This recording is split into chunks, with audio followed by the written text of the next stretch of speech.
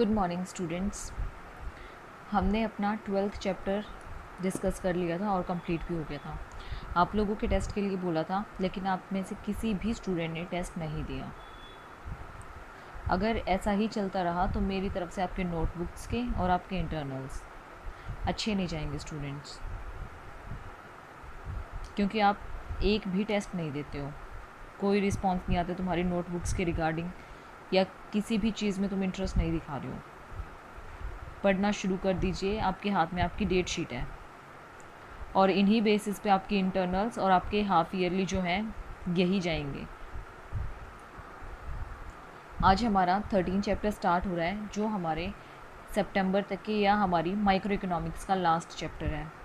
जो हमारी micro economics का लास्ट चैप्टर है 13 चैप्टर, उसका नाम क्या है? Non competitive market, monopoly, monopolistic competition and oligopoly. Hindi में अगर हम बात करें तो गैर प्रतियोगी बाज़ार, मतलब नॉन कॉम्पिटिटिव मार्केट, गैर प्रतियोगी बाज़ार, मोनोपोली एकाधिकार, मोनोपोलिस्टिक एकाधिकारी और ओलिगोपोली अल्पाधिकारी। अब हम वन बाय वन करके सबको डिस्कस करते हुए चलेंगे। तो हमारे पास हमारी फर्स्ट मार्केट है। आपका इस चैप्टर से अप्रॉक्स 10 मार्क्स का आता है पेपर में। तो अब देखो, फर्स्ट टॉपिक हम स्टार्ट करते हैं मोनोपोली मार्केट।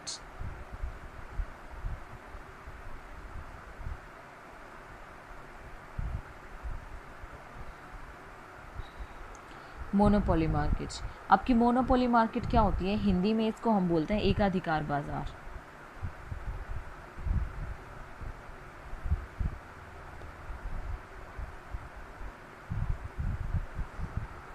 इसको हम हिंदी में क्या बोलते हैं? एकाधिकार बाजार बोलते हैं।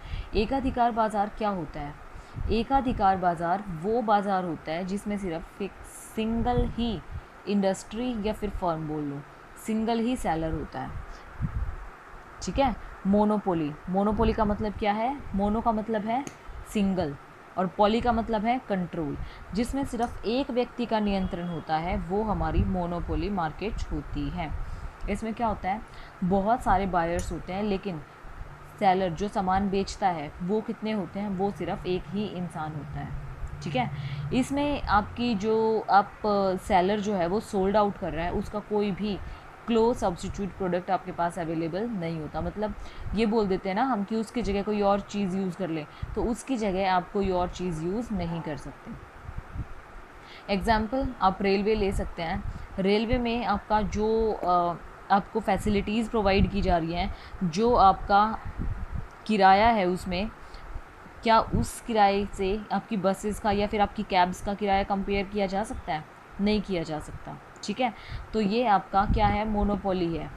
आपकी जो इलेक्ट्रिसिटी है, आप इलेक्ट्रिसिटी को भी आप किसी से कंपेयर नहीं कर सकते हो, क्योंकि इलेक्ट्रिसिटी के बिना आपका काम चल ही नहीं सकता। तो इलेक्ट्रिसिटी, आपकी ट्रेन हो गई, ये सब कुछ क्या है? एक मोनोपोली है। ठीक है। अब अगर मैं इसकी डेफिनेशन दूं तो वो डेफिनेशन क्या होगी? Monopoly is a market situation, monopoly एक ऐसी market situation in which there is, जिसके अंदर सिंगल सेलर होता है, in which there is single seller, there are no close substitutes for commodity. इसके पास कोई क्लोज सब्सटीट्यूट नहीं होता प्रोडक्ट्स का।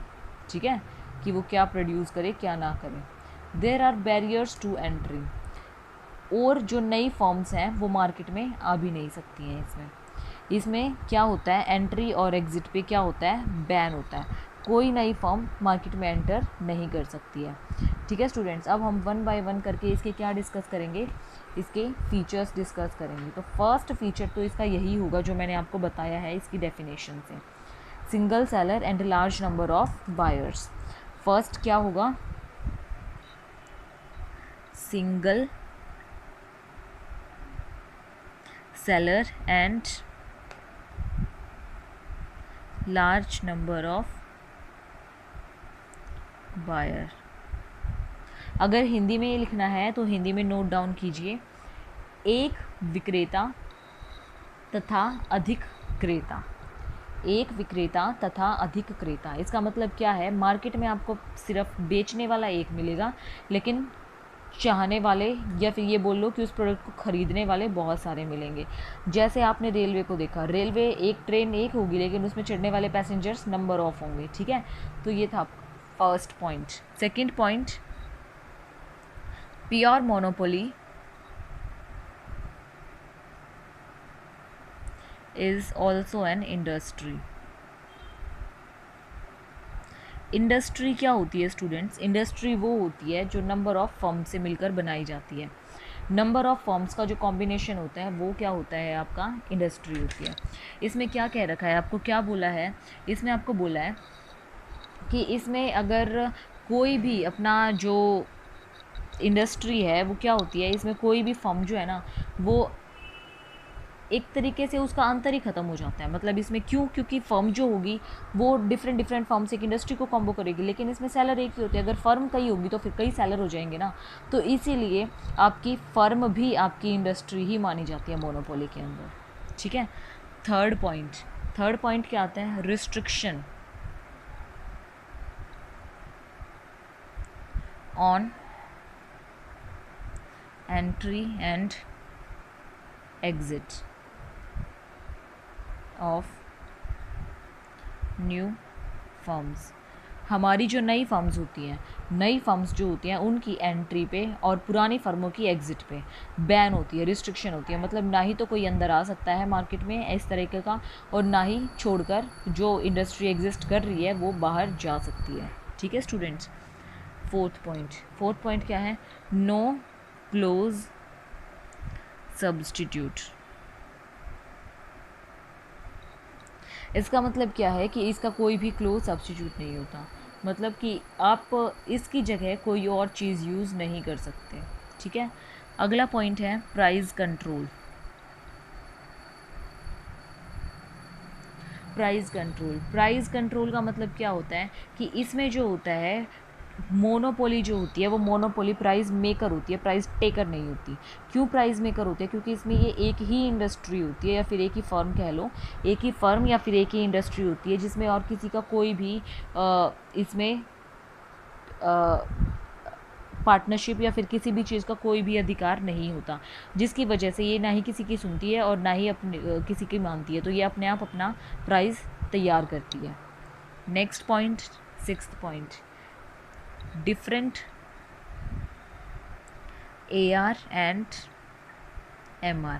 हमने परफेक्ट कंपटीशन में क्या देखा था कि आपकी स्ट्रेट लाइन चली जाती थी और वही आपका AR MR होती थी। लेकिन इसमें क्या होगा, आपकी मोनोपोली में AR और MR आपकी अलग अलग होंगी। ये आपका AR होगा और ये आपका MR होगा, ठीक है स्टूडेंट्स। अगला 7th पॉइंट है आपके पास, पॉसिबिलिटी ऑफ प्राइस डिस्क्रिमिनेशन।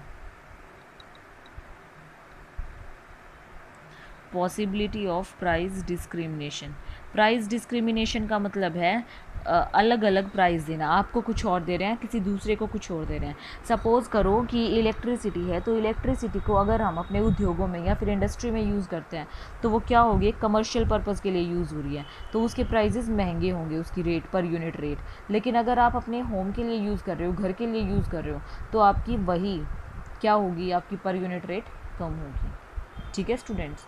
तो ये थी हमारी मोनोपोली और उसके फीचर्स।